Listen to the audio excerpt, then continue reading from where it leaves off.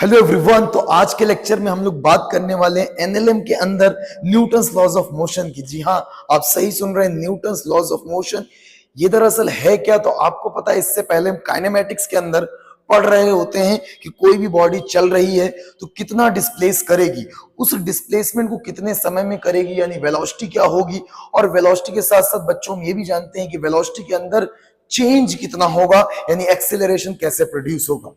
But आज हम लोग इस चैप्टर के अंदर ये बात भी डिस्कस करेंगे कि वो एक्सेलरेशन को प्रोड्यूस करने वाला कौन। आप सही सुन रहे बच्चों, यहां पर आके हमको पता चलता है कि वो एक्सेलरेशन दरअसल जो बॉडीज में प्रोड्यूस होता है, उसको प्रोड्यूस करने वाला बॉडीज के बीच में इंटरैक्शन, जिसे हम जानते हैं फोर्स के नाम से। यानी मेरे भाई, फोर्स एक कॉज है जिससे प्रोड्यूस क्या होगा, इफेक्ट। और वो कितना कॉज होगा और कितना इफेक्ट प्रोड्यूस होगा, इस बात की जानकारी हमें कौन देता है, न्यूटन्स लॉज ऑफ मोशन।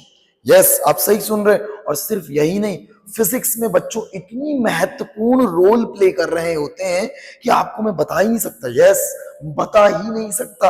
आपकी जानकारी के लिए बता दो, वर्क एनर्जी थ्योरम से लेकर principle of momentum conservation, torque की इक्वेशन नेट टॉर्क बराबर आई अल्फा से लेकर आपको एंगुलर मोमेंटम कंजर्वेशन तक, आपको सिर्फ और सिर्फ न्यूटन्स लॉ से ही सब कुछ ड्राइव होते हैं। यानी उन सब का फंडामेंटल कौन है, न्यूटन्स लॉ।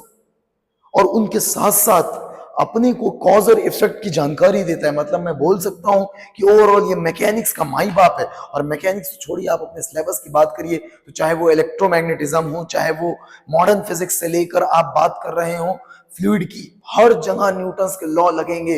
हमारी तो माई बाप की तरह है। आप ये समझ सकते हैं क्या है न्यूटन्स लॉ। तो आप सबको पता है सर, वही तीन लॉ है। कौन कौन से सर? फर्स्ट, सेकंड और थर्ड। हाँ, आप सही सुन रहे हैं। लेकिन मैं ना उसको थोड़ा सा एक एक करके अपन आगे बढ़ाएंगे बच्चों। और अभी बात करने वाले न्यूटन्स थर्ड लॉ की। यस, आपने सही सुना, हम 3 2 1 पर आएंगे। यस, सबसे पहले बच्चों हम बात करेंगे न्यूटन्स थर्ड लॉ की। किसकी बात कर रहे हैं बेटा?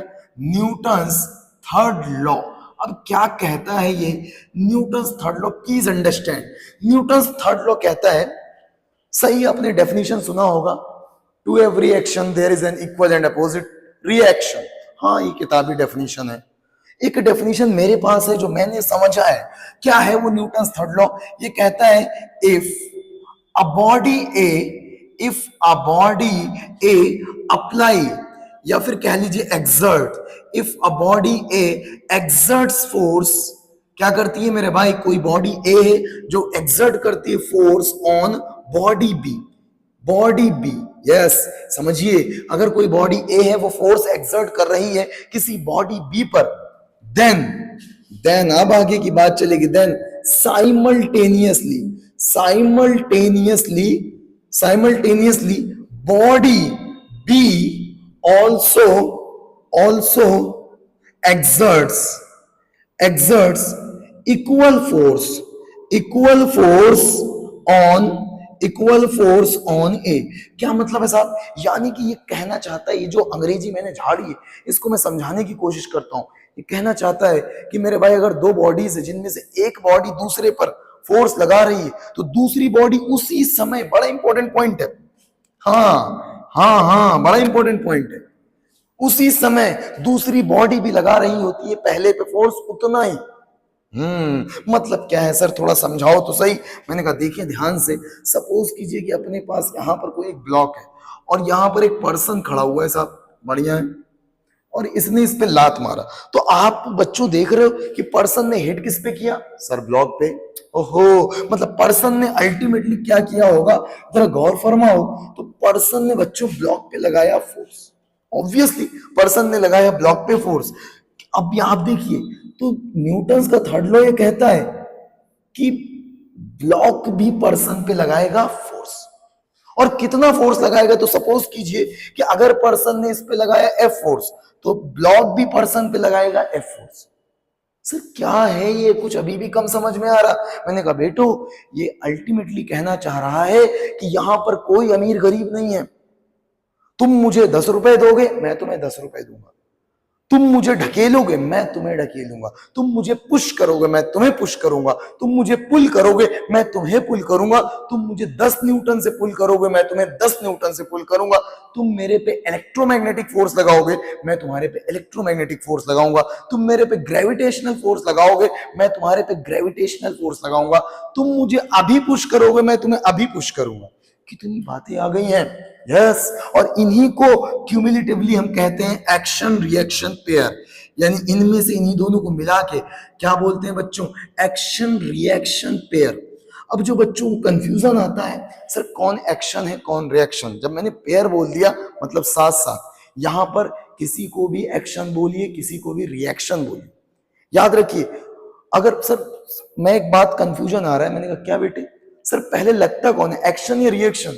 आधी जनता बताती है सर एक्शन। अबे भाई आप ये बात प्लीज अंडरस्टैंड मेरे बेटो, प्लीज अंडरस्टैंड, साइमल्टेनियस। तुम मुझे अभी ढकेलोगे, मैं तुम्हें अभी ढकेलूंगा। तुम मुझे अभी पुश करोगे, मैं तुम्हें अभी पुश करूंगा। यस, प्लीज अंडरस्टैंड, दुनिया में कोई अमीर गरीब नहीं है इसके अकॉर्डिंग। तुम मुझे 10 न्यूटन से पुल करोगे, मैं तुम्हें 10 न्यूटन से पुल करूंगा।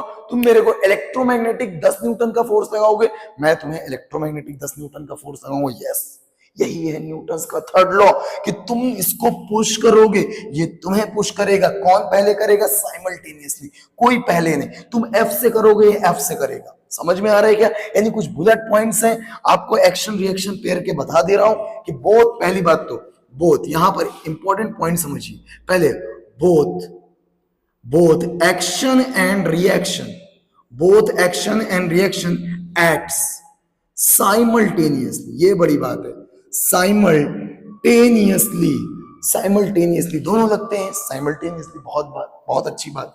दूसरी बात, both have equal, both have equal magnitude, equal magnitude, both have equal magnitude but acts in opposite direction, but acts in opposite direction, मतलब सर साथ साथ लगेंगे, इक्वल मैग्नीट्यूड में लगेंगे और इनके डायरेक्शन क्या होगी? अपोजिट। आप देख सकते हैं इस बंदे ने इस ब्लॉक को इधर बच्चों पुश किया, तो ये ब्लॉक भी इस बंदे को इधर पुश करेगा, इधर इधर अपोजिट। यानी मेरे भाई मैग्नीट्यूड तो इक्वल होगा बट डायरेक्शन क्या होगी? अपोजिट। एक और बात, both action reaction pair, both action reaction acts, ये बड़ी महत्वपूर्ण बात है, acts on two different bodies. कहां एक्ट करेंगे? टू डिफरेंट बॉडीज पर। कितनी बातें हम समझ पा रहे हैं कि दो अलग अलग बॉडीज पर। आप सोचिए, मैन ने किसको पुश किया? मैन ने पुश किया ब्लॉक को, यानी मैन ने अप्लाई किया फोर्स ब्लॉक पर, तो ब्लॉक किस पर बच्चों लगाएगा? मैन पर। यानी दोनों ही, यही दोनों हैं, इनमें से कौन एक्शन है कौन रिएक्शन, ये मुद्दा ही नहीं है, दोनों साथ साथ पैदा हुए हैं। याद रखिए, मैन ने ब्लॉक को पुश किया तो ब्लॉक मैन को करेगा, मैन ने एफ से किया तो ब्लॉक ने भी एफ से किया। Both acts on two different bodies, बड़ा इंपॉर्टेंट पॉइंट है। नेक्स्ट पॉइंट बेटा, नेक्स्ट पॉइंट ध्यान से, दोनों मेरे भाई साइमल्टेनियसली लगेंगे, दोनों का मैग्नीट्यूड बराबर होगा, डायरेक्शन अपोजिट होगा, दोनों मेरे भाई डिफरेंट बॉडीज पर एक्ट करेंगे। One more thing, nature of both the forces, nature of both the forces must be same. What it means बेटा, what it means? अगर तुमने किसी पर इलेक्ट्रोमैग्नेटिक फोर्स लगाया तो वो तुम पे ग्रेविटेशनल नहीं लगाएगा, तुमने किसी पर ग्रेविटेशनल लगाया तो तुम पे वीक न्यूक्लियर नहीं लगाएगा, तुमने किसी पे स्ट्रॉन्ग न्यूक्लियर लगाया तो वो तुम पे मेरे भाई वीक न्यूक्लियर नहीं लगाएगा। यही कौन बोल रहा है? न्यूटन्स का थर्ड लॉ। जिस तरह का तुम्हारा इंटरेक्शन होगा उसी तरह का तुम्हें मेरे भाई इंटरेक्शन फील कराएगा दूसरी वाली बॉडी। जैसे सर एग्जांपल के तौर पे मेरी बात सुनो, जैसे अपन यहाँ अर्थ पे खड़े होते हैं, कौन है बच्चों? जल्दी बोलो कौन है? सर जी मुझे तो दिख रहा है अर्थ। मैंने कहा बहुत बढ़िया भाई साहब, दिख रहा है तो खड़े हो जाओ जल्दी से। सर खड़े हो गए। अब आप मुझे बताइए, ये आदमी है अर्थ पे खड़ा हुआ है, ऑब्वियसली खड़ा हुआ है, अगर इस आदमी पर फोकस करें तो क्या दिखेगा? सर मेरे को दिख रहा है कि ये आदमी जब खड़ा हुआ है तो अपने सुंदर सुंदर पैरों के साथ सर इस पर एक तो फोर्स लग रहा है माता जी का प्यार, जिसे हम लोग बोलते हैं mg। ओहो सर सर आप देखो ना सर, कांटेक्ट है सर, कांटेक्ट के कारण भी लगेगा। मैंने अरे लगेगा ना बेटे, कौन सा फोर्स? Sir contact force. हाँ नॉर्मल रिएक्शन, यस आप सही सुन रहे हैं, एक तो नॉर्मल लगेगा। Okay okay okay sir. Sir sir एक बात, अगर मैं इसको देखूं थोड़ा सा और मैं देखूं तो एन बराबर एम जी लिख सकता हूं सर। हाँ ये बात आपको पता चलेगी न्यूटन फर्स्ट लॉ में, बट थोड़ा सा अभी इंफॉर्मेटिव है। मान लीजिए सर एन बराबर एम जी है। सर देखो मैग्नीट्यूड, मैंने कहा बराबर। सर डायरेक्शन देखो अपोजिट, हाँ यार। सर क्या एक्शन रिएक्शन है? नहीं, याद रखिएगा भाई साहब, एक्शन रिएक्शन नहीं है मेरे बच्चे, एक्शन रिएक्शन नहीं है बेटा, नहीं है नहीं है। क्यों? सर दो लॉजिक है। पहली बात, ये नॉर्मल कैसा फोर्स है? Sir electromagnetic. ये कैसा है? सर ग्रेविटेशनल फोर्स है। पहली बात तो एक्शन रिएक्शन होने के लिए उनकी नेचर क्या होनी चाहिए? Nature of forces must be same. Nature same नहीं सर। ओहो, दूसरी बात बेटा, सर दूसरी बात एक और चीज, एक्शन रिएक्शन दो डिफरेंट बॉडीज पर लगनी चाहिए। आप देखिए, अगर आपने इनको बच्चे एक्शन रिएक्शन बोल दिया तो ये तो नॉर्मल और एमजी एक ही बॉडीज पर लगने लग गई, असत्य हो जाएगा भाई, ये नहीं होगा बेटे। नहीं नहीं नहीं, मेरी बात समझ गए? तो ये एक्शन रिएक्शन नहीं है। तो सर ये जो नॉर्मल है इसका रिएक्शन कहां? ये जो mg है इसका रिएक्शन कहां? तो प्लीज अंडरस्टैंड, मैं यहां पर आपको दिखाने की कोशिश करता हूं। थोड़ा सा इधर मिटा देता हूं, ध्यान से समझे, ध्यान से इसको मिटाता हूं। देखिए देखिए बच्चों, देखिए देखिए, मुझे लगता है आपको एक्शन रिएक्शन के फंडे क्लियर हो गए। देखिए दरअसल हुआ ये कि जो अर्थ है ना और ये मैन है, ऑब्वियसली सुंदर सुंदर पैरों के साथ आ रहे भाई साहब, टेढ़े में तो इसके पैर टेढ़े बने भाई साहब, प्लास्टर बनवाना पड़ेगा। ओ अब देखो ध्यान से बच्चों, आदमी ने जब अर्थ पर खड़े होकर दबाया तो आदमी ने दरअसल अर्थ को पुश किया और कांटेक्ट था, तो कौन सा फोर्स लगा? नॉर्मल। ओह, यह है normal on earth applied by man. Okay sir, तो आपको पता है अर्थ ने भी आदमी को पुश किया होगा, यह है normal on man applied by earth. इसका मतलब ये दोनों कौन है सर? ये दोनों है एक्शन रिएक्शन पेयर। मैंने कहा हो, आज समझ आया। सर एक और चीज, सर वो mg का एक्शन कहां है और रिएक्शन कहां है? मैंने कहा अरे आओ बेटा आओ। सर देखो, आप देखो सर, यहां पर mg किसने लगाया? सर mg लगाया अर्थ ने। किस पर लगाया? मैन पर। हाँ ये बात क्लियर होनी चाहिए। Whenever you are writing the forces on any given body, you must know मेरे बेटे कि कौन सा फोर्स कौन लगा रहा है, किस पर लग रहा है। तो ये mg किसने लगाया? अर्थ ने लगाया मैन पर, तो मैन भी लगाएगा किस पर? अर्थ पर। और आप सभी को इंफॉर्मेशन के तौर पे बता दूं कि ग्रेविटी का पोआ क्या होता है? Centre of mass. तो ये ग्रेविटी का जो पोआ होगा वो अर्थ के कहां लगेगा? सेंटर पर, mg। ये दोनों जो आप देख रहे हो ना बेटे, ये दोनों कौन है? Action reaction. सर आज क्लियर हुआ, एक्शन रिएक्शन के लिए इतने फंडे होते? मैंने कहा हाँ, दोनों एक्ट करेंगे, बोलो बोलो साथ साथ, दोनों का मैग्नीट्यूड सर बराबर, सर दोनों की डायरेक्शन सर अपोजिट। सर एक बात और कंफर्म, कौन एक्शन है कौन रिएक्शन? किसी को भी एक्शन बोलो किसी को भी रिएक्शन, कोई फर्क पड़ने वाला नहीं। सर एक और चीज, सर दोनों की नेचर, अरे बेटा सेम होनी चाहिए। सर और कुछ? मैंने कहा दोनों डिफरेंट बॉडीज पर लगना चाहिए। मेरी बात समझ में आ रही है क्या? हाँ सर। सर आज क्लियर हुआ कि न्यूटन थर्ड लॉ ये रहा। अब न्यूटन थर्ड लॉ क्यों पढ़ा दिया जाता है? क्योंकि बेटा आपको मैं बताऊं, जितने भी हम कॉज और इफेक्ट के रिलेशन न्यूटन फर्स्ट लॉ और सेकंड लॉ के थ्रू पढ़ते हैं, उन सब में जो हमारे को फ्री बॉडी डायग्राम बनाना पड़ता है, उसमें बिना थर्ड लॉ के हम आगे नहीं बढ़ सकते। इसलिए हम न्यूटन थर्ड लॉ को पहले कवर करते हैं और देन कवर करते हैं Newton first law and then Newton second law. तो वेट ज्यादा मैं नहीं करूंगा, मैं तुरंत स्टार्ट करूंगा न्यूटन का कौन सा लॉ? जल्दी बोलो। ओ सर फर्स्ट की अब बात कर रहे हो। मैंने कहा सीधा तीसरे पे आएंगे हम कहां पर? पहले पे। आओ बच्चों बात करते हैं, मिल के समझते हैं। देखो देखो देखो देखो, ध्यान से देखो, मजा आ जाएगा भाई साहब न्यूटन फर्स्ट लॉ समझते समझते। देखो न्यूटन फर्स्ट लॉ की बात करते हैं बच्चों, करते हैं न्यूटन फर्स्ट लॉ। हाँ भाई, Newton first law of motion, Newton's first law of motion. ओह क्या बात है, जितना शानदार नाम उतना ही शानदार इसका काम। क्या है न्यूटन्स फर्स्ट लॉ? भाई साहब मजा आ जाएगा सुन के। क्या कहता है सर? कहता है ये कि if a body is at rest और in the state of uniform motion it will continue.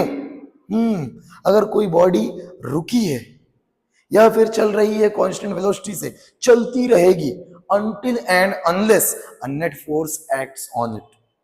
हाँ सर ये बात तो कक्षा 9वीं से पढ़ते आ रहे हैं। मैंने कहा इसीलिए तो हम यहाँ कुछ नई सुंदर सी डेफिनेशन लिखेंगे, उस बात को फिर से याद कीजिए। If a body is at rest, if a body is at rest will be at rest. If a body is in a state of uniform motion, it will continue until and unless a net external force acts on it। ठीक है sir, ये हर जगह SC Verma sir ना बेटा इसी को लेकर एक प्यारी लाइन लिखते हैं, बड़ा मजा आता है। उन्होंने एक बात लिखा कि एक लाइन कहना क्या चाहती है, ये लाइन कहना चाहती है कि मेरे भाई if a body is at rest और in the state of uniform motion, मतलब अगर बॉडी अनएक्सिलरेटेड है कब तक रहेगी? जब तक उस पर नेट फोर्स जीरो रहेगा तब तक ये ऐसे कंटिन्यू करेगी। जिस दिन नेट फोर्स जीरो बन उस दिन मेरे बच्चों ये बात चेंज हो जाएगी, उस दिन वो अनएक्सिलरेटेड नहीं रहेगी।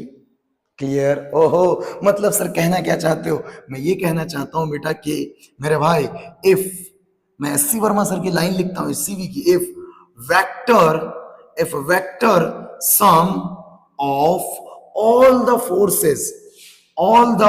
फोर्सेस, बड़ी प्यारी बात है मेरे भाई, मजा आ गया था मुझे पढ़ के। If vector sum of all the forces acting on the particle, बड़ी प्यारी बात है। If a vector sum of all the forces acting on a particle is zero, then particle will be unaccelerated, मतलब क्या है बेटा? क्या है कि मेरे भाई अगर मेरे पास मान लीजिए कोई बॉडी है, लिया सर बॉडी लिया, इसमें बहुत सारे फोर्सेस एक्ट कर रहे हैं सर। लेट से F1, मैंने कहा लेट से बेटा मान ले F2, सर इधर लगा दो सर F3, मैंने कहा एक और लगा दे बेटा लेट से FN। कितने फोर्सेस एक्ट कर रहे हैं बच्चे? बहुत सारे फोर्सेस। हाँ सर, अगर न्यूटन का फर्स्ट लॉ कहता है कि इफ एफ नेट मींस बेटा आपको पता है वेक्टर के अंदर नेट का मतलब क्या होता है कि वेक्टर के नियमों से उन सभी को जोड़ दीजिए, F1 vector plus F2 vector and so on Fn vector. अगर इन सभी फोर्सेस को मेरे बच्चे आपने जोड़ा और जल्दी बताइए कितना आया सर? अगर ये जोड़ने पर आ गया जीरो, देन उसका एक्सीलरेशन पार्टिकल का कितना होगा? जीरो। और एक्सीलरेशन जीरो होते ही कितनी बातें निकल आए। एक्सीलरेशन जीरो मतलब बेटा चेंज इन वेलोसिटी भी जीरो, क्योंकि एक्सीलरेशन होता क्या है? Change in velocity upon change in time. Change in time तो जीरो होगा नहीं, तो चेंज इन वेलोसिटी जीरो। मतलब मेरे भाई जो बॉडी की इनिशियल स्थिति रहेगी, यानी जो इनिशियल वेलोसिटी रहेगी वही फाइनल वेलोसिटी रहेगी। अच्छा सर, मजा आ गया सर। मतलब कहना ये चाहते हो कि अगर मेरे पास कोई बॉडी है, फर्स्ट लॉ क्या कहना चाहता है हमसे? कोई बॉडी कहना चाहता है कि अगर कोई बॉडी है और उस पर बहुत सारे फोर्सेस एक्ट कर रहे हैं, और यदि बच्चे उन सभी फोर्सेस को वेक्टोरियली ऐड किया और वो मुझे कितना मिला? जीरो। अगर जीरो मिला तब याद रखिए उस बॉडी का एक्सेलरेशन कितना मिलने वाला है? जीरो। और एक्सेलरेशन अगर जीरो मिला तो उस वेलोसिटी की जो इनिशियल स्थिति थी वही फाइनल स्थिति रहेगी। मतलब अगर इनिशियली बॉडी रेस्ट पे थी तो फाइनली भी बॉडी हमेशा कैसी रहेगी? रेस्ट पे। अगर इनिशियली बॉडी कांस्टेंट वेलोसिटी से चल रही थी तो फाइनली भी चलती रहेगी। कब? जब नेट फोर्स जीरो है। अरे सर मजा आ गया, यही तो बात था। If a body is at rest और in the state of uniform motion it will continue until and unless a net external force acts on it।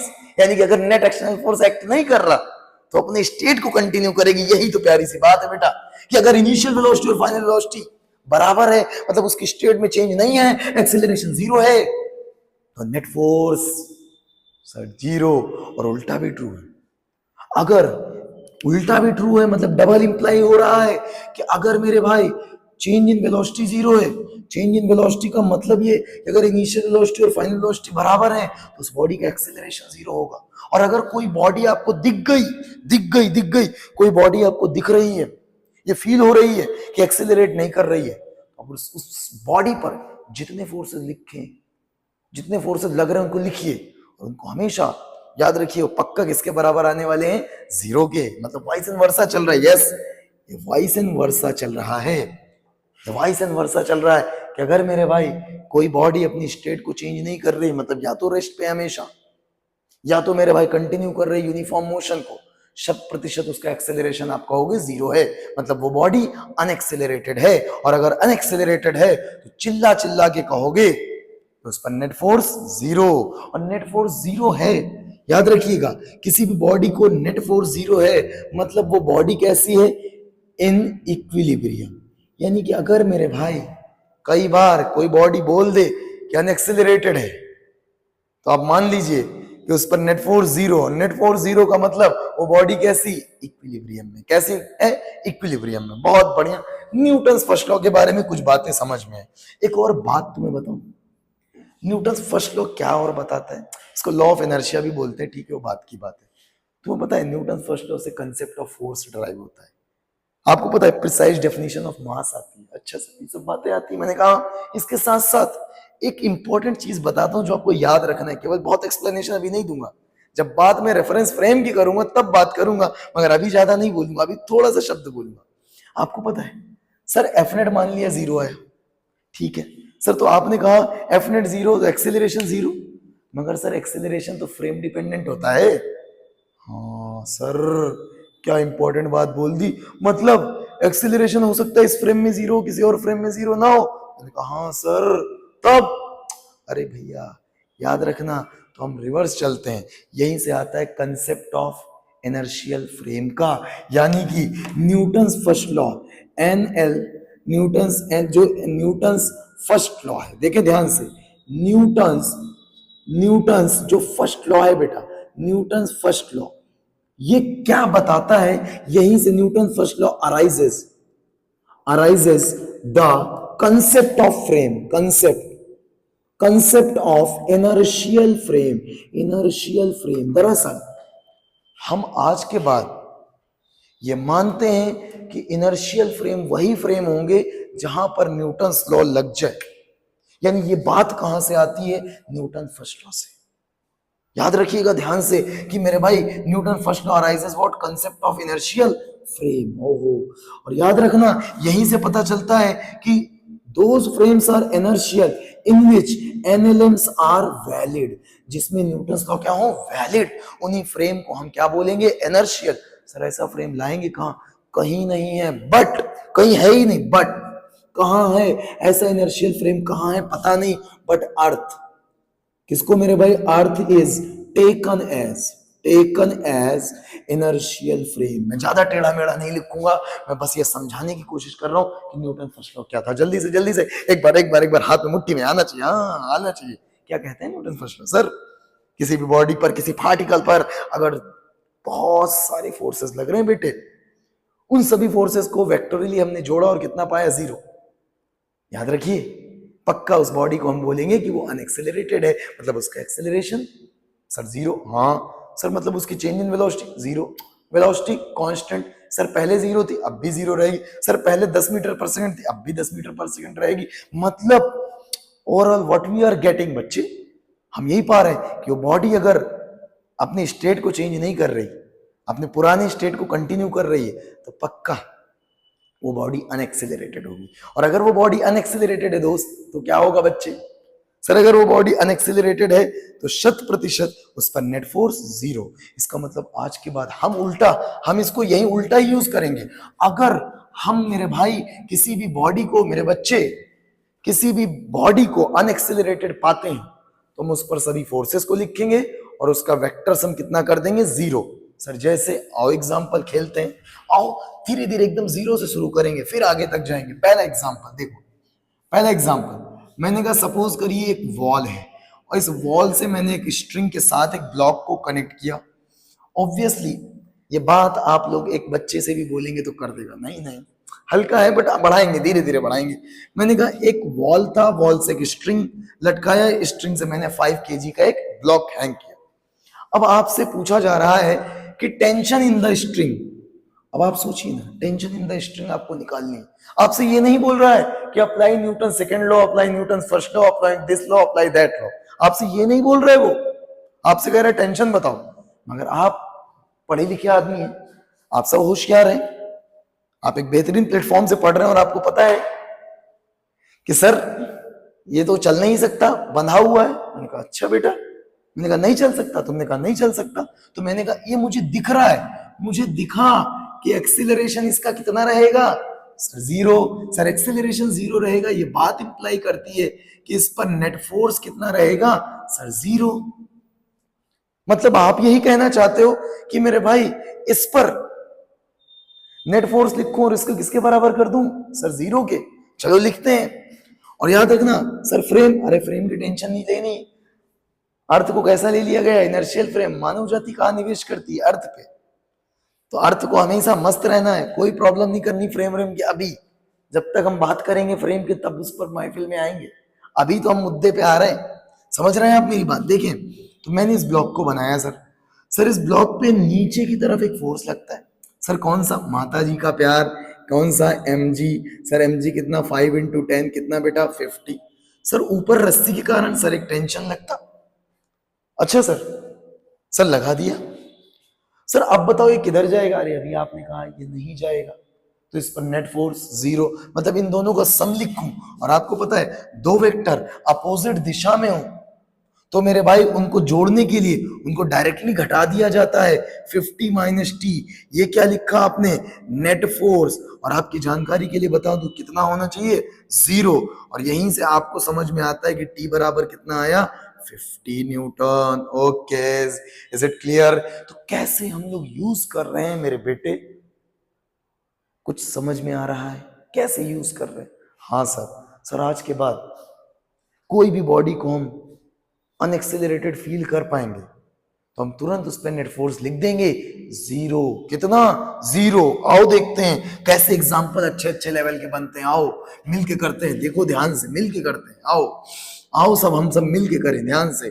देखो निपटा दिया मैंने बच्चे। आओ देखो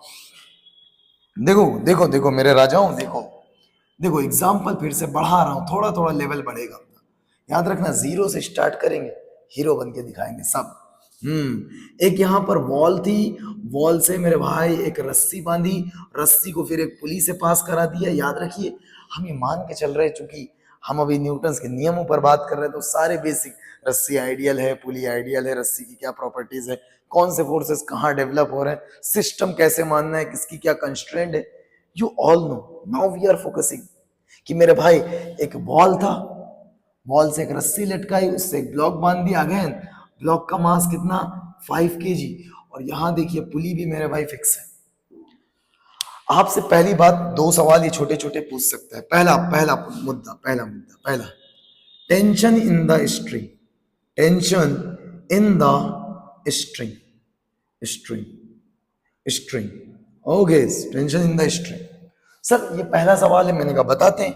आपको पता है चूंकि ये रस्सी से बंधा हुआ है, क्या कहीं जा सकता है, नहीं सर कहीं नहीं जा सकता सर, इक्विलिब्रियम में है, तो इस पर नेट फोर्स 0।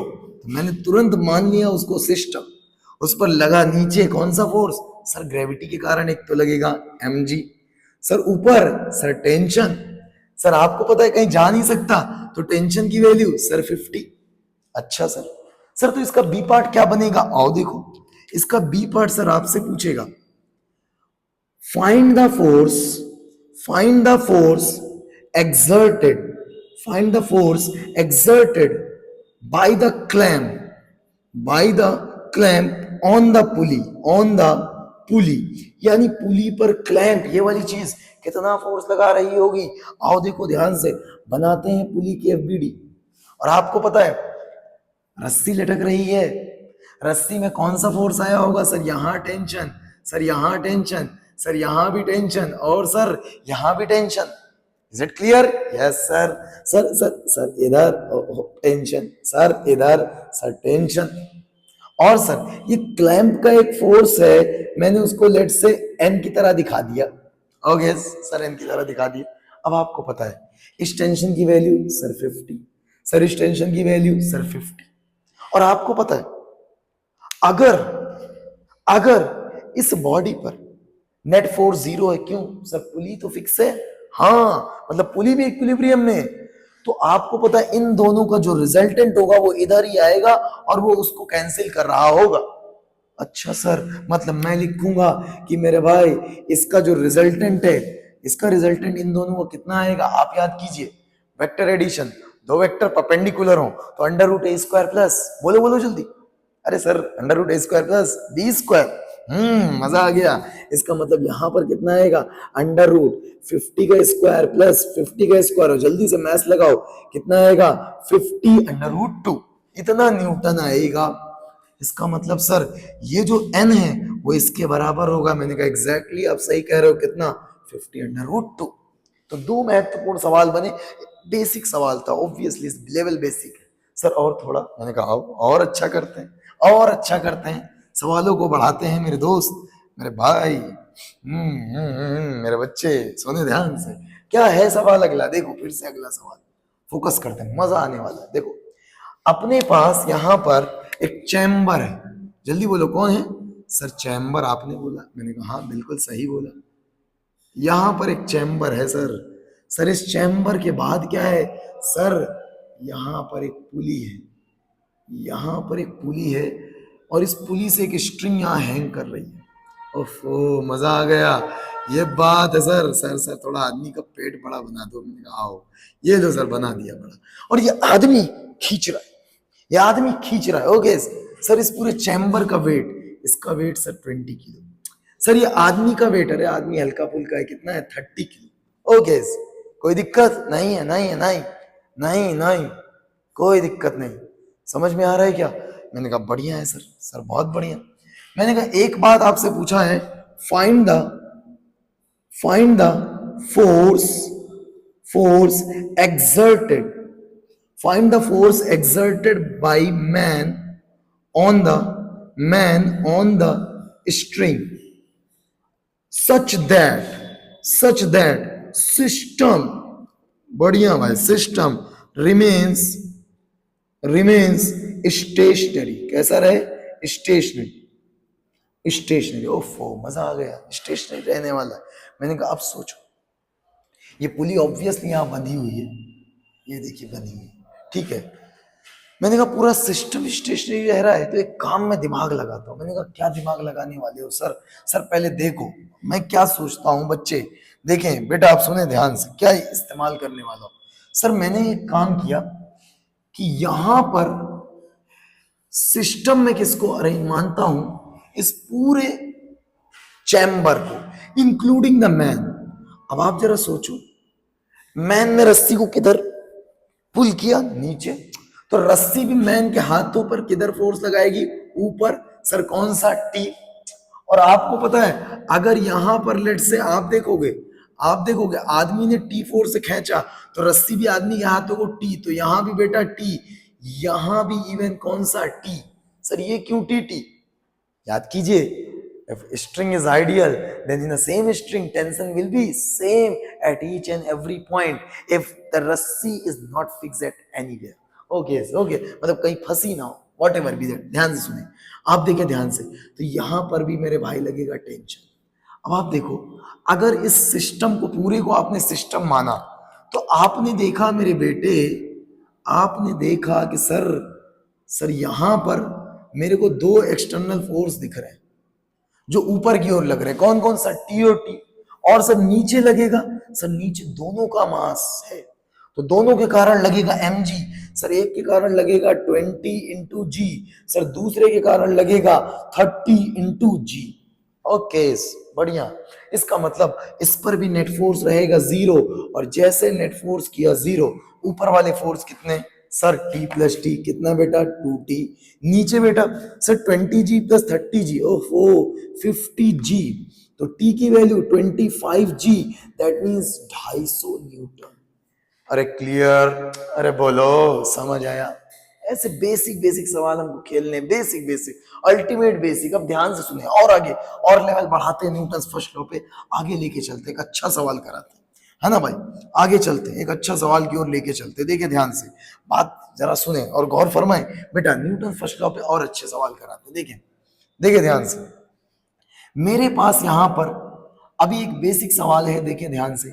मेरे पास यहां पर एक वॉल है, कौन है बच्चे बोलो? Wall. Sir wall, sir wall से यहां पर एक स्ट्रिंग कनेक्टेड है। मैंने कहा ओके सर, एक स्ट्रिंग से एक स्फीयर कनेक्टेड है। कौन है? स्फीयर। समझ आया? हाँ सर। सर इस स्फीयर का मास, मैंने कहा बेटा कितना दे दिया? 10 kg। अब सोचो सर और क्या है? मैंने कहा एक बात बताएं, ये एंगल भी आपको दे रखा है, कितना? 37। अब आप मुझे देख कर बताओ, क्या ये स्फीयर कहीं भागने वाला है? नहीं सर, बंधा हुआ है रस्सी से, बेचारा मजबूर है, कहीं नहीं जाएगा। मैंने कहा अच्छा, तो स्फीयर कहीं जाने वाला नहीं है सर, तो फिर भी क्या क्या पूछना क्या चाह रहे हो? मैंने कहा रस्सी में क्या आएगा? टेंशन। फिर वहां कांटेक्ट है, वहां कौन सा फोर्स? नॉर्मल। तो बस यही दो चीजें बता दीजिए। क्या क्या? नॉर्मल, और क्या बताइए? टेंशन। बस दो चीजें खत्म, यही है अपने पास, खत्म। मैंने कहा आओ देखो ध्यान से मेरे बेटे, मैंने क्या किया बताने के लिए। मुझे एक बात तो पता है कि सिस्टम बंधा हुआ है तो एक्सेलरेशन जीरो, मतलब मैं नेट फोर्स लिखूंगा और उसको किसके बराबर? जीरो के। अच्छा सर, मजा आ गया सर। सर देखो सर, सर मैंने एक काम किया, इसको बनाया सिस्टम। क्या बनाया बेटा? अरे बोलो क्या बनाया? सिस्टम। ओफो सर, नीचे लगेगा माता जी का प्यार, डायरेक्ट लिख रहा हूं, समझदार लोग हैं आप। 100 10 × G। इधर लगा सर, सर इधर आप देखो, यहां नहीं लगेगा ऑब्वियसली, मैं इसको एक्सटेंड कर रहा हूं, देखिए ध्यान से ऐसे, हाँ एक्सटेंड कर दिया सर। सर इधर लगेगा टेंशन। सर एक बात और देखो ना सर, सर एक नॉर्मल होगा यहाँ, अरे अरे देखो सर ऐसे। सर एक नॉर्मल भी लगेगा, मैंने कहा हाँ, उसकी भी लाइन ऑफ एक्शन कहां से पास करेगी? सेंटर से। इसका मतलब सर कितने फोर्सेस लग गए? मैंने कहा 3 फोर्सेस। जरा इन फोर्सेस को एक पॉइंट पर बनाओ। तो इधर लगा बेटा सर नॉर्मल, सर नीचे लगा सर 100, और इधर लगा टेंशन। क्लियर हुआ? हाँ सर, यही 3 फोर्स लग रहे हैं। मैंने कहा जल्दी बताओ, आप सोच के बताओ, ये एंगल कितना? सर दिखने में तो यही लग रहा है, अल्टरनेट 37। मैंने कहा बिल्कुल सही बोला, आओ बताओ 37। अच्छा सर अब क्या करूं? मैंने कहा याद रखो, जब फोर्सेस इधर उधर हैं तो आप उनको करिए वेक्टर के नियम से रिजॉल्व। क्या कीजिए? बोलो बोलो, रिजॉल्व। इसका मतलब मैं इसका इधर एक कंपोनेंट लूंगा टी कॉस 37, और एक इधर कंपोनेंट लूंगा, जल्दी बोलिए, टी साइन 37। और आपको पता है ये जो स्फीयर है ना इधर जा सकता है ना इधर जा सकता है, मतलब मेरे बेटे in all possible direction net force क्या होगा? जीरो। यानी कि सबसे पहले इन, अगर मैं यहाँ एक्सिस डिफाइन कर दूं, इधर एक्स ले लूं और इधर वाई, तो मैंने बोला इन एक्स डायरेक्शन। किस डायरेक्शन में बच्चे? X direction. एफ नेट को क्या किया? जीरो। जैसे एफ नेट को जीरो करूंगा, मुझे क्या मिलेगा? मुझे मिलेगा एन बराबर, जल्दी बोलो, टी कॉस 37 साइन 37। साइन 37 बेटा 3/5, मतलब कि 3/5 इंटू टी। ये बनी इक्वेशन 1। यहां पर मुझे ना एन पता ना टी पता, तब और इक्वेशन चाहिए, वर्टिकल में लगाओ। तो मैंने कहा मेरे बेटे, मैं वाई डायरेक्शन में मैं बोल रहा हूं इन वाई डायरेक्शन, इन वाई डायरेक्शन। फिर से मैंने क्या किया? जल्दी बोलो, एफ नेट जीरो। और जैसे एफ नेट जीरो किया, मुझे क्या मिला? ऊपर वाला फोर्स टी इंटू कॉस 37 4/5। तो देखिए टी इंटू 4/5, ये किसके बराबर है? जल्दी बोलो, जल्दी बोलो, किसके बराबर? सर जी ये बराबर है 100 के। मजा आ गया भाई साहब, मजा आ गया। और आप देखो यहाँ पर कितना आया मेरे भाई, आपको पता है 4, यहाँ पर कितना आएगा? 25, और यहाँ पर आपको पता है टी की वैल्यू 125 न्यूटन। अच्छा सर टेंशन आ गया 125 न्यूटन। मैंने कहा यस यस आ गया सर, तो नॉर्मल भी आ जाएगा? मैंने कहा बिल्कुल आ जाएगा, 3/5 इंटू 125। यहीं से नॉर्मल आपको दिख रहा है कितना? 75। यानी कि नॉर्मल 75 न्यूटन और tension 125 Newton. Is it right? अरे बोलो, आपको देखो देखो देखो, 4 25 बार में कटा, ये 5 इधर गया, तो आपको पता है मेरे भाई 125। Is it right? ओके, आप चेक करिएगा कहीं भी मैथमेटिकल प्लस माइनस हो सकता है, but I am be confident कुछ ऐसा नहीं होने वाला। देख ले इधर ध्यान से। सर न्यूटन्स थर्ड लॉ कर लिया, न्यूटन्स फर्स्ट लॉ कर लिया, उसके एग्जाम्पल भी देख लिए, तो कुछ आगे, अरे अब तो पढ़ने जा रहे हैं हम लोग वही महत्वपूर्ण चीज जिसकी हमें कब से इंतजार था। मैं बात करने वाला हूं न्यूटन के सेकंड लॉ की। किसकी बात कर रहा हूं, जल्दी बोलो। न्यूटन के सेकंड लॉ की। स्टार्ट करते हैं, स्टार्ट करेंगे भाई। Newton second law, Newton second law, Newton second law. पढ़ते हैं क्या है न्यूटन सेकंड लॉ, जरा याद करो। फर्स्ट लॉ क्या था कि अगर एफ नेट जीरो है, एफ नेट जीरो है, अगर एफ नेट जीरो है तो एक्सीलरेशन कितना होगा, जीरो। और एक्सीलरेशन अगर जीरो है तो वेलोसिटी क्या रहेगी, कांस्टेंट। लेकिन उल्टा चलिए, उल्टा चलिए, अगर मेरे भाई एफ नेट, अरे अरे अरे एफ नेट जीरो ना हो तो एक्सीलरेशन जीरो नहीं, और एक्सीलरेशन जीरो नहीं तो वेलोसिटी कांस्टेंट नहीं। मतलब कि अगर वेलोसिटी कांस्टेंट नहीं है तो एक्सेलरेशन जीरो नहीं होगा, एक्सेलरेशन जीरो नहीं होगा तो एफ नेट भी जीरो नहीं होगा। तो फिर एफ नेट कितना होगा, तो बोला जा रहा है न्यूटन से अपने सेकंड नियम में बोल रहा है कि जो एफ नेट होगा अगर वो जीरो नहीं है तो बराबर होगा डीपी यानी rate of change of momentum की। मतलब क्या बेटा, if net force acting on a particle, acting on a particle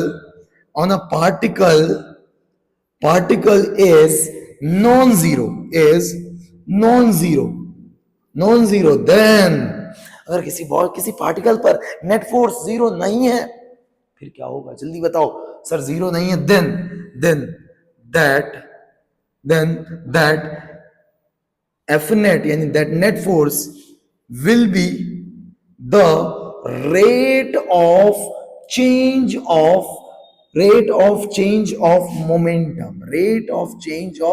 momentum। बड़ी महत्वपूर्ण बात। सर रे ऐसा होगा क्या, मैंने कहा बहुत प्यारी बात बोल दी बच्चे, बहुत प्यारी बात बोल दी। अब समझो ये और क्या है इसके आगे की बात। मैंने कहा सर यहाँ पर जो पीपी देख रहे हो इसके बारे में थोड़ी चर्चा करता हूं। क्या है चर्चा, गौर फरमाएं, देखें हुजूर, देखें बच्चे, देखें।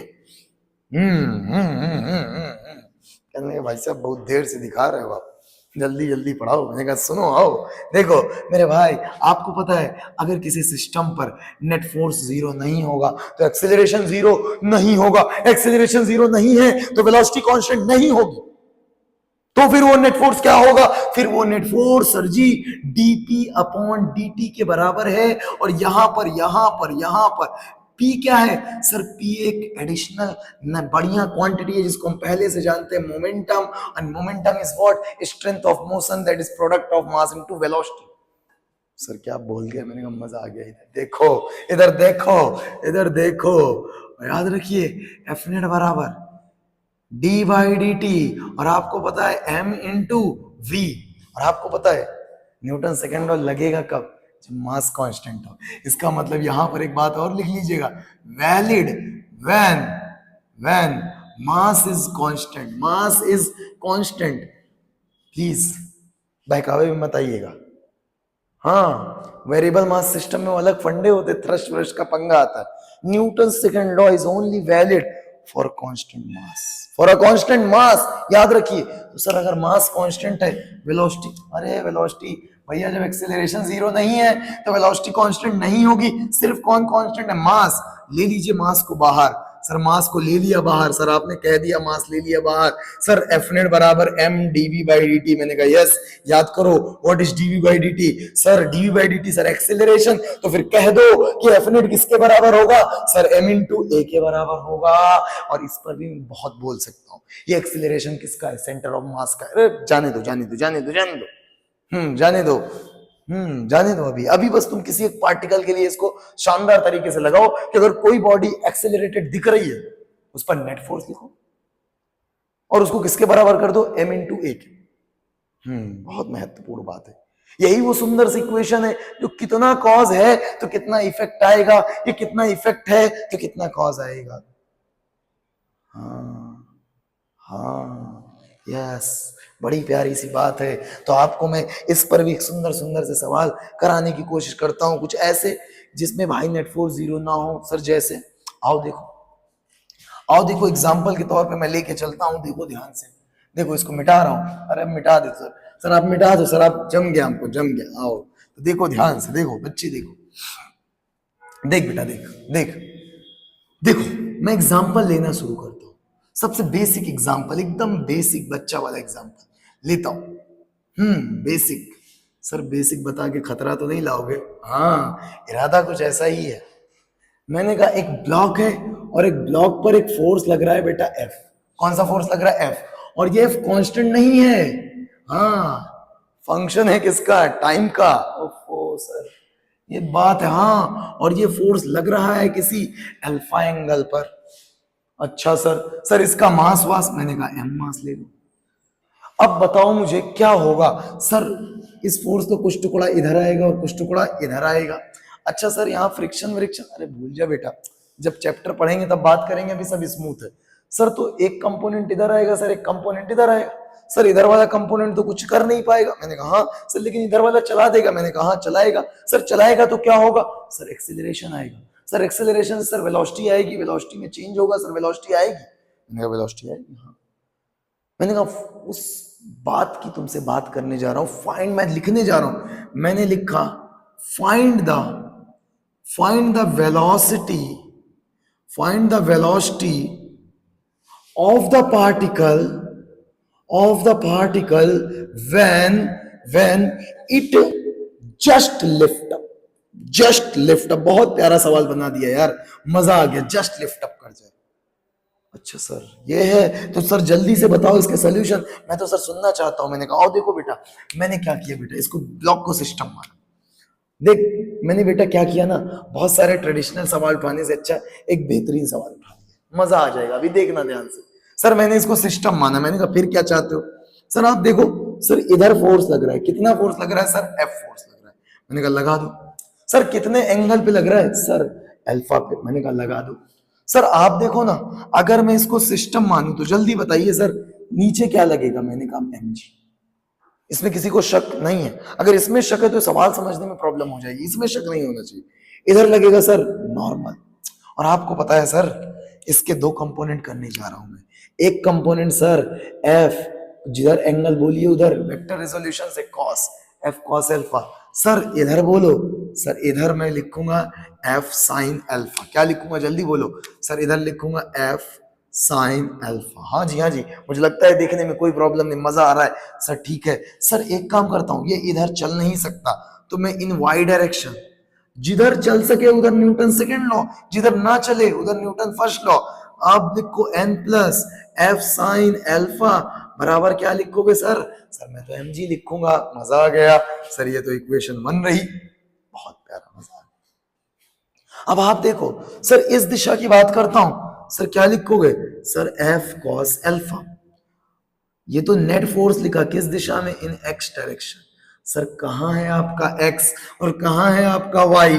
देखो सर, ये रहा x और ये रहा y। मजा आया सर। x दिशा में मैंने क्या लिखा? सर x दिशा में मैं लिख रहा हूं F net equal to M में। क्यों सर? सर क्योंकि एक्सेलरेशन जीरो नहीं है। क्यों सर? नेट फोर्स ही जीरो नहीं है बच्चा। हाँ सर, बात में तो दम है। हाँ सर, आओ सर एफ नेट बताओ। सर एफ नेट लिखा मैंने एफ कॉस अल्फा। अच्छा सर, सर इसको बराबर किसके करना है? m इंटू ए के। हाँ बेटा, सर यही करना है। अब आप बताओ एफ की वैल्यू। सर एफ की वैल्यू है a into T into sir cos alpha. और सर यहां पर ये जो a है, ए देखो सर, चूंकि मुझे वेलोसिटी चाहिए किसी भी जनरल टाइम पे, तो मैंने लिखा V D V upon D T. हाँ सर, बात में तो दम है sir. Sir dv by dt क्यों नहीं लिखा सर? क्यों लिखा sir v dv by dx क्यों नहीं?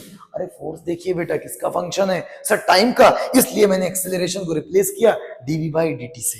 Is it right? हाँ सर, कुछ तो दम लगा सर सवाल में। सर सवाल में दम लगा तो इसको मिटा के मजा लेते हैं इस सवाल का। सर आओ सर आओ, इसको वहां से यहां कंटिन्यू करते हैं। सर क्या लिखा? 80 cos अल्फा बराबर m dv upon dt। Sir उठा लिया, सर इसको इधर फेंको ना सर, आओ फेंक देते हैं। तुमने कहा sir at cos alpha into dt भरा अपॉन, यहां पर m भी इधर ले लीजिए, और इधर क्या मिला बच्चे, dv। अब आपको चाहिए वेलोसिटी, किस मोमेंट की वेलोसिटी? सर जब लिफ्ट अप कर जाए। मैंने कहा हाँ, वेलोसिटी चाहिए, और वेलोसिटी के साथ है क्या, डिफरेंशियल ऑपरेटर। खत्म करने के लिए क्या करोगे, दोनों साइड इंटीग्रेट। और आपको पता है जब आपका समय जीरो था, इनिशियली बोला हुआ है, कंडीशन है, initially initially initially was at rest. Initially कैसा था बेटा, रेस्ट। यानी जब समय जीरो था, जब समय जीरो था तो वेलोसिटी कितनी है बेटा, जीरो। जब समय जीरो तो वेलोसिटी जीरो। कोई समय टी वो होगा जब वेलोसिटी वी हो जाएगी, लेकिन कौन सा समय सर वो होगा, कब वो दिन आएगा? मैंने कहा जब लिफ्ट अप कर जाएगा। लिफ्ट अप के लिए बताओ क्या होगा? सर लिफ्ट अप के लिए मैं सोचना चाह रहा हूं सर। लिफ्ट अप के लिए, सर लिफ्ट अप का मतलब कोई कांटेक्ट खत्म कर दे। हाँ यही सोचा सर, कांटेक्ट खत्म करने का मतलब नॉर्मल जीरो। नॉर्मल जीरो जैसे कहा वैसे आपने कहा एफ साइन अल्फा बराबर किसके, एम जी के। एफ की वैल्यू क्या होती है, ए टी साइन अल्फा बराबर एम जी के। सब टी की वैल्यू क्या आएगी, यहां से टी की वैल्यू क्या है बेटा, एम जी। और देखो sir M G upon A sine alpha.